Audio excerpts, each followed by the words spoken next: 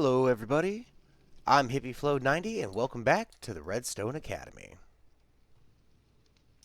Hey, I got a little secret for you. Get closer. Closer. Too close. Too close. Back it up a little bit. There you go.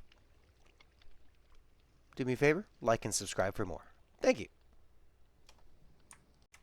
Alright everybody, don't forget to grab yourselves a little bite to eat as we head out into the bright and wonderful world of Redstone. So today's episode is going to be on basic circuits. And now these aren't going to be used all the time, but you're going to be able to use most of these to modify all your redstone contraptions to make it however you want to make it, right? That's all this is. It's just a bunch of tools in your redstone arsenal to help you build things and make your circuits maybe a little bit better. So, without further ado, here we go. So, the last time on the Redstone Academy, we covered power, turning things on and turning things off, and we covered torches, how they are always on. Well, you can turn torches off. If you place a torch on a block and run a redstone line into that block and power it, you can turn the redstone torch off, whether it's on top or on the side. You can also double it up. So here we have a block with a torch and a block with a torch on top of that. So when this is on, that one comes on. Same thing over here, but diagonal. When this is on, that's on. Now we're going to start getting into some circuitry. And we're going to start with the easiest circuit of all. So easy that we actually just learned about it. But it has a name. It's called the NOT gate. And it means this, not that. Or that, not this. Works whether you put it on top or on the side. Next up, we have an equally easy logic gate. And this is something you've also seen before. It's any time you have two redstone lines that are touching each other. And all it means is this will power that, or this will power that, or this will power that, or all three will power it. Doesn't matter. Either any of the three or more can power that. Okay, now we have an AND gate. AND gates are going to be one of the most useful circuits you come across. And all it is two NOT gates put together. So we have a redstone line going into a block with a torch, and a redstone line going into a block with a torch. And when I turn this one on, that torch turns off. If I turn that one on, this torch turns off. Now in the middle, we have a line of redstone dust that's being powered by both of these torches. And on the back side of it, on the block with the redstone line, we have a third torch that is off because that redstone line is on. And it's called an AND gate because only when this and this come on, that the output finally comes on. So you need this and this. And here's a vertical version. It's the same thing. We have a torch on the bottom and a torch on the top, and they're both powering this block with a redstone dust on top. On that block is a third torch. So when we turn this one on and that one on, it turns on. But if both of them are not on, then it is not on. Here we got a third version. It's 3 AND gates. It's a triple AND gate, and I kind of wonkied it up again just to kind of show you that it doesn't matter how you lay them out. All that matters is that you get 2 redstone torches powering a dust with another redstone torch on top of it. So if I turn this one on, nothing happens. If I turn this one on, nothing happens. But when I turn the third one on, the light comes on. Here we have the same thing, but with 5, and you could do it with even more. We have turn that one on, maybe we turn that one on. That one, but not until the 5th and final one does everything come on. And you can put torches on the side of it, And on the back of it, and it doesn't matter where you put it, you can put it anywhere or not put it anywhere. It doesn't matter. The whole thing is just a giant AND gate. If there's one thing that I want you to remember about these is that it does not matter how you configure it. It is only that you get power from two different torches onto a redstone dust with another redstone torch. That's it. That's the end of an AND gate. Okay, so we've learned about things turning on and turning off and staying off. But what about pulses? Things that turn on for a short amount of time. Well, what if I told you there's a way to get a pulse out of something that just stays on? Guess what there is? And it's called a monostable circuit. It's a fancy name for saying that it gives a pulse just once when something turns on. So here's a solid state version, no moving parts. It's a comparator set to subtract mode with the little light on the front. A repeater set to 2 ticks with redstone dust going into the both of them and redstone dust coming out of the repeater into the comparator.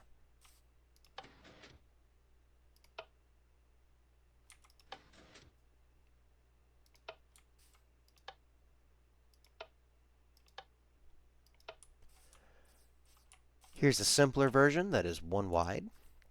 You have a block with redstone dust on top of it, with a sticky piston next to that block, and a solid block on top of it. You could also use a regular piston with a sand block. That also works. Behind the block, you're going to put a repeater. Just set to 1 tick is fine. You turn it on, and the piston fires up, and you get a 1 tick pulse out of there.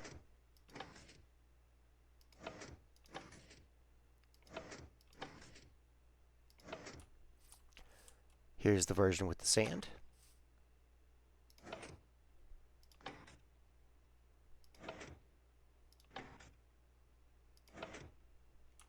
You can also use sticky pistons and observers. So when observers move, that's a block detection.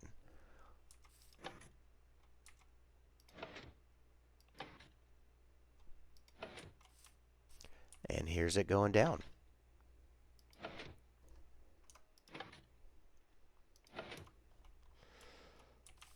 We have it sideways as well.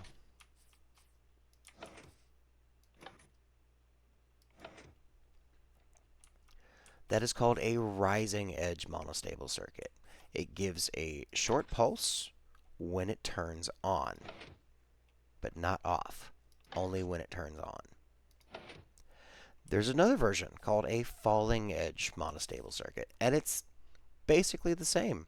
You're just reversing it. So we're using our little NOT gate over there in the red, right? A block with a torch on it. So that's going to keep it powered. So when we power this, the torch turns off, and the sticky piston retracts. But when we turn this off, is when we get our pulse. And you could do the same thing with the observers. So when we turn it on, nothing happens. But we turn it off, and we get our pulse. You can also make things called a dual edge monostable circuit. That's something that gives you a pulse when it turns on, and something that gives you a pulse when it also turns off. There's a way to do this with sticky pistons, but it's large and it's clunky, and to be honest, you can get it with an observer much easier. So I'll show you that real quick. We got a pulse when it turns on, and then we got a pulse when it turns off. And you could just do the same thing with a redstone dust.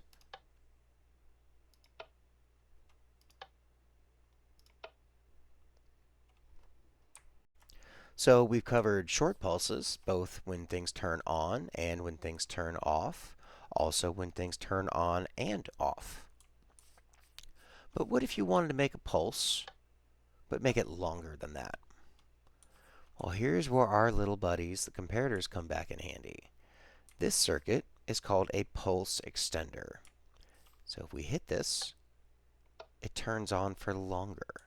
And what happens is you can see it starts at 15 and it starts decaying as it goes around until it's 0.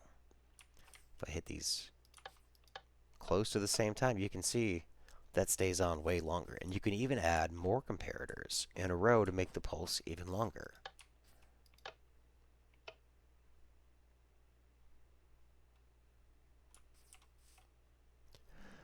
Next up, we have our T flip-flops. That's if you want to take a pulse and turn it into a solid power. So here we have a button going into a dropper. That dropper fires into this dropper, which fires into this hopper, which brings it down into here. And you get a comparator reading with the one item that's in there. And that turns the light on. And if we hit the button again, it moves the item from this dropper into this dropper.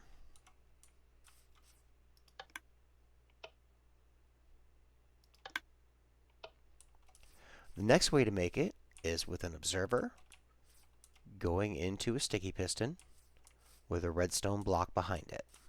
And what will happen is it gives it a 1-tick pulse and it forces the sticky piston to spit out its item so it gets stuck over there.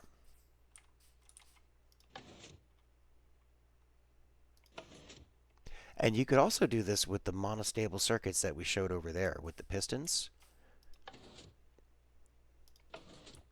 Instead of using an observer if you're early game.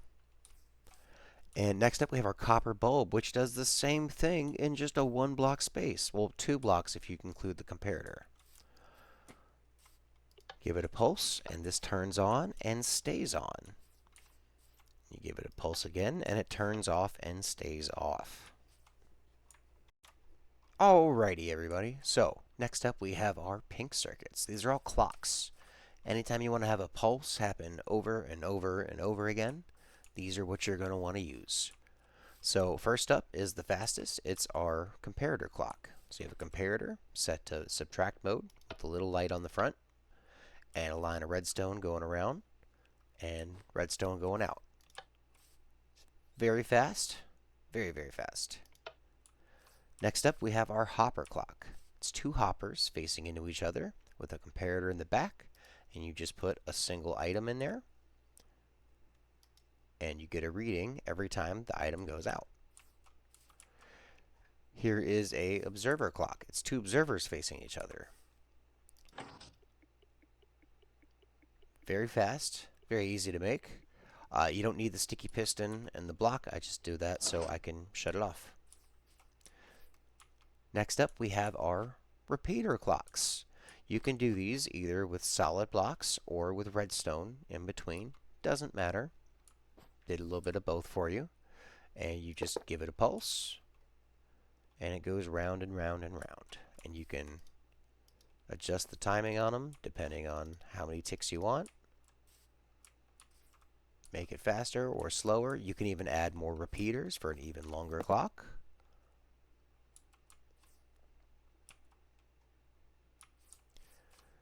Now, if you want an even longer clock than that, that's where these 2 bad boys come in. It's the Etho Hopper Clock, and I wouldn't be worth my salt as a redstoner if I didn't know what these 2 were. Very easy to build, very customizable.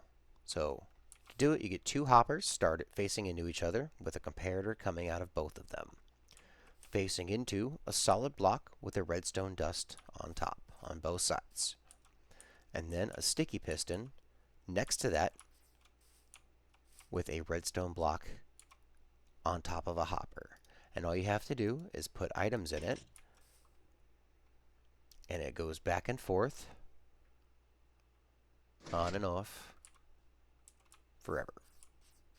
And here is that's a 1 wide, and this is a 1 high version. See, it's the same thing. 2 hoppers, comparator, block. This time the dust is going to the side of the block instead of on top of it. And then a sticky piston with a redstone block, space, sticky piston, same thing. And ta-da! Etho hopper clocks. So the last group of circuits that I have for you guys are circuits that are just going to be useful in general, especially in a survival world. First up, we have our item filter. So if you have a bunch of items coming from a farm and you want to filter some of them out, this is what you do. So you just, oh, don't do that. That's not what you do. Start off with a block, 1, 2, 3.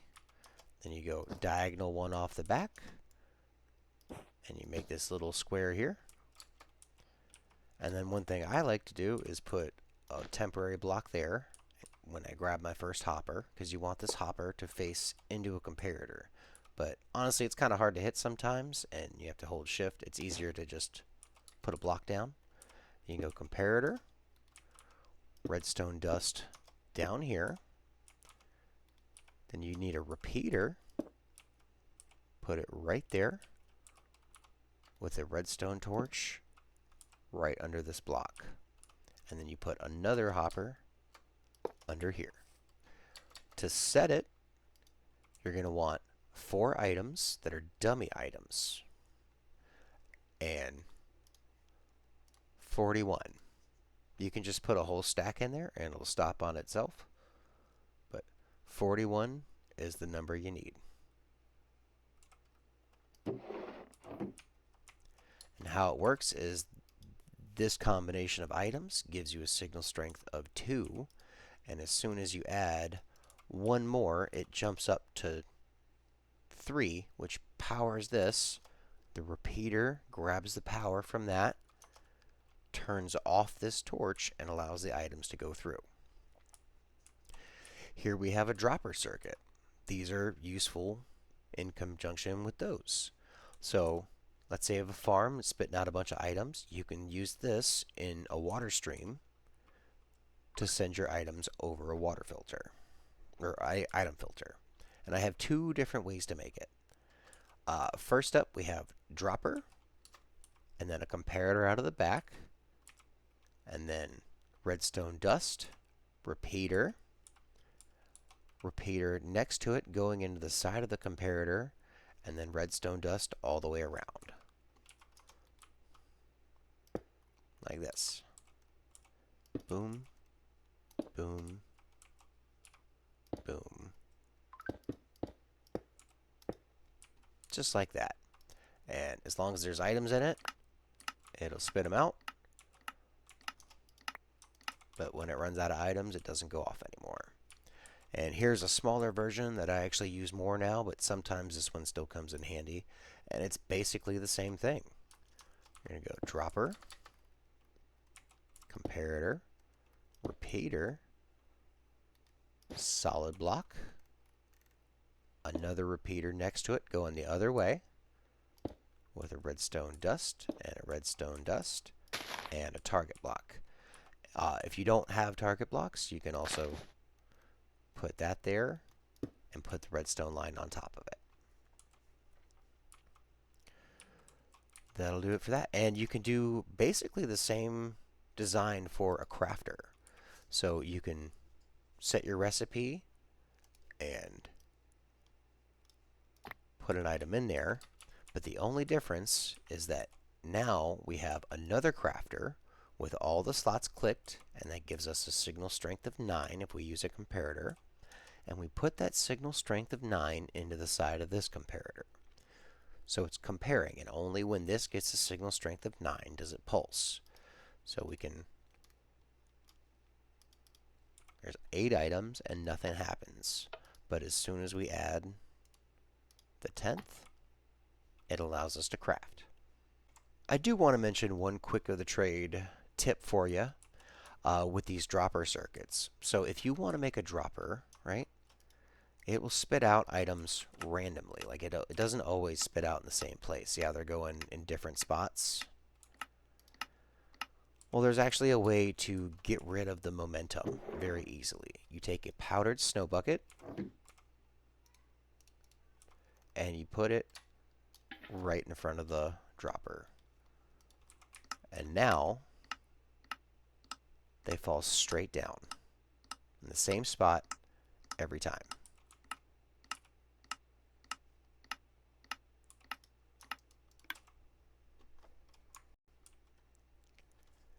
And here I have some pretty easy minecart circuits. This is a minecart unloader.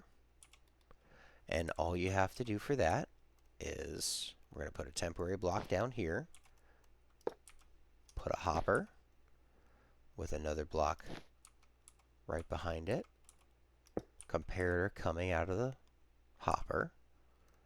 We're going to have another block diagonal where the comparator is facing into that block with a redstone torch. You're going to put a block on top of the redstone torch, repeater behind that, and another block on top of the comparator.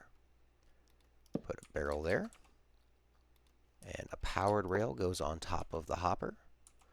So that way, when we have items in there, it stops, it depowers until all the items drain out, and then it goes back to its original destination. Pretty easy to build. Here is a minecart loader. So instead of unloading, this one will go and load up the minecart and bring it back full. Yeah. And using a hopper minecart, this can go pretty quickly.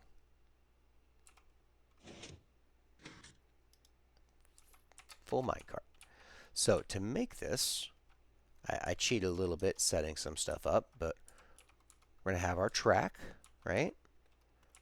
We need a detector rail. Put a detector rail there, a temporary rail there. We're going to put a fence on the sticky piston. Comparator next to this rail here, this detector rail. And then on that, we're going to put a torch. That's a dropper. There we go. There's a torch. And then we're simply going to connect that up. And you're basically done. Oh, one more thing. You need a piece of redstone and a lever. You don't have to necessarily do it that way, but you need a signal strength of 15 going in the side of the comparator. And you can lower it. Like you could do a signal strength of 2, and it'll give you, I think, just over 2 stacks. I could be wrong on that, but you can play around with the signal strengths for yourself. There's plenty of guides out there. And I think that about does it. Thank you guys so much for your time.